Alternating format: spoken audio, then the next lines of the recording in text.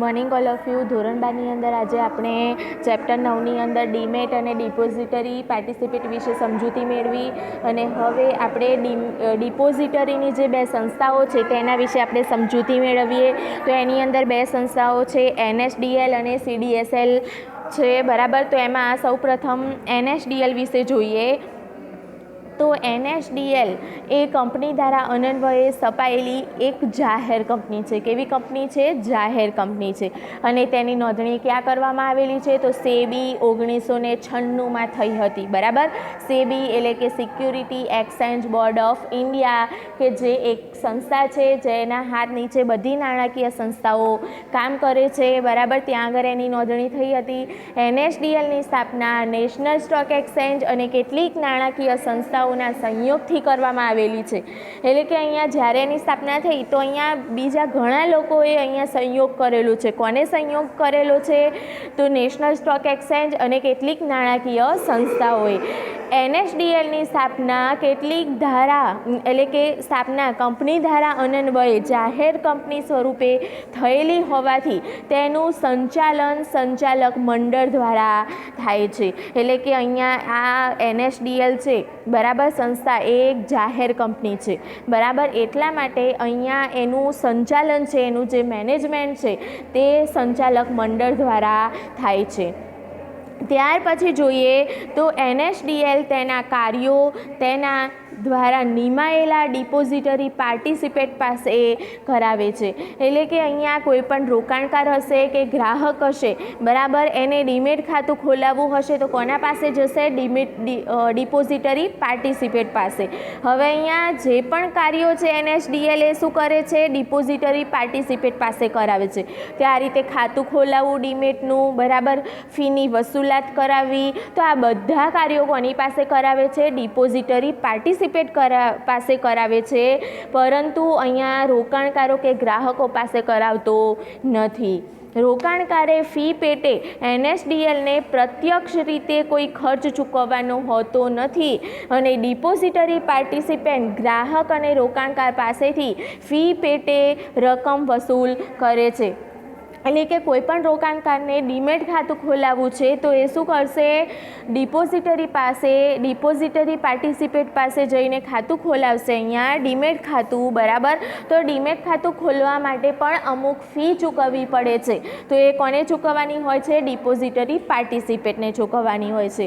અને આ સંસ્થા ડીમટીરિયલાઇઝેશન, રીમટીરિયલાઇઝેશન, ઇલેક્ટ્રોનિક રીતે સોદાની પતાવટ, હકના શેર અને બોનસ શેર ગ્રાહકના ખાતામાં જમા આપવા, ગ્રાહકનું ખાતું સ્થગિત કરવું વગેરે સેવાઓ ઓનલાઈન પૂરી પાડે છે. તો એમ પૂછાય એક માર્ક્સની અંદર કે NSDL જે છે સંસ્થા, તો એ કઈ સેવાઓ પૂરી પાડે છે?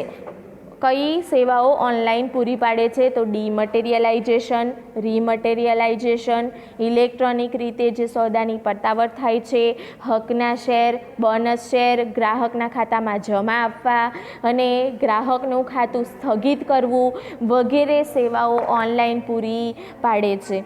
ત્યાર પછી વિદ્યાર્થી મિત્રો બીજો પોઈન્ટ છે CDSL, કે જેને સેન્ટ્રલ ડિપોઝિટરી સર્વિસ લિમિટેડ તરીકે ઓળખવામાં આવે છે. તો સેન્ટ્રલ ડિપોઝિટ સર્વિસ લિમિટેડ એટલે કે CDSLની સ્થાપના મુંબઈ શેર બજાર અને બેંકોના સહયોગથી 1999માં કરવામાં આવેલી હતી, બરાબર. કોના સહયોગથી કરવામાં આવેલ છે? તો બેંકોના સંયોગથી અને મુંબઈ શેર બજારમાં કરવામાં આવેલી છે 1999માં. CDSLનો ઉદ્દેશ રોકાણકારોને સુવિધાયુક્ત સેવાઓ સલામત રીતે પૂરી પાડવાનો છે. એટલે કે એનો પ્રાથમિક ઉદ્દેશ કયો છે?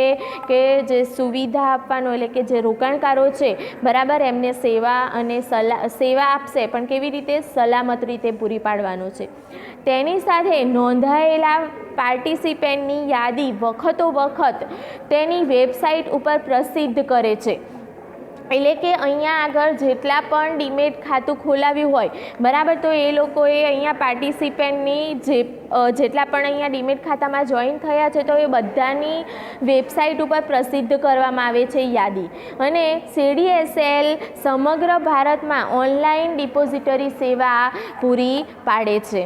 ત્યાર પછી જોઈએ તો સમગ્ર દેશમાં CDSL અને NSDLના ડિપોઝિટરી પાર્ટિસિપેટ તેમની પાસે તેમની સાથે ઇલેક્ટ્રોનિકલી જોડાયેલા હોય છે અને રોકાણકારોને ઘર આંગણે ડિપોઝિટરીની તમામ સેવાઓ ઉપલબ્ધ કરે છે. તો અહીંયા આગળ જે સમગ્ર દેશની અંદર આ બે જે સંસ્થાઓ છે આપણા દેશની અંદર CDSL અને NSDL બરાબર, તો એ શું કરે છે, અહીંયા ડિપોઝિટરી પાર્ટિસિપેટની સાથે ઇલેક્ટ્રોનિક રીતે એ લોકો જોડાયેલા હોય છે બરાબર. અને જે પણ શેરનું કામ થતું હોય, જે પણ જામીનગીરીઓનું કામ થતું હોય છે એ રોકાણકારો ઘર આંગણે બેસી અને એ લોકો કરી શકે છે. NSDL અને CDSLની કેન્દ્રિત પ્રથા દરેક વ્યવહાર પર નજર રાખતી હોય છે.